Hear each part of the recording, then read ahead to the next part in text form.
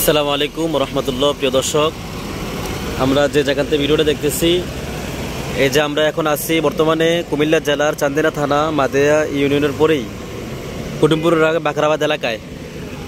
বাখরাবাদ এলাকার মধ্যে আপনার একটা ডিস্ট্রিক্টের চাক্কা বাস্ট হওয়ার সাথে সাথে পিছন দিয়ে পিকআপ মেরে দিচ্ছে। মেরে দেওয়ার পরে এখন এই পিকআপের মধ্যে একজন লাশ আছে, মরা লাশ। একজন মানুষ মারা গেছেন, ওনাকে এখনো উদ্ধার করা হয় নাই, উনি এখনো পিকআপের মধ্যে আছেন। এই যে আমি আপনাদেরকে দেখাচ্ছি, রাস্তার মধ্যে প্রচুর জ্যাম, রাস্তার মধ্যে প্রচুর জ্যাম পড়ে আছে। এই যে দেখতেছেন, এখনো এই যে উনি মারা গেছেন, এখনো লাশটা রয়ে গেছে পিকআপের মধ্যে, এখনো উদ্ধার করা হয় নাই।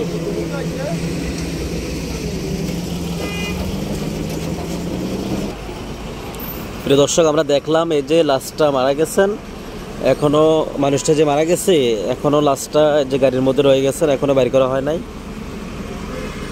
আসলে রাস্তাঘাটে চলাফেরাটা খুবই কঠিন আমাদের জন্য, তারপরেও আমরা সকলেই একটু সেফ মতো চলতে হবে, এটাই বাস্তবতা।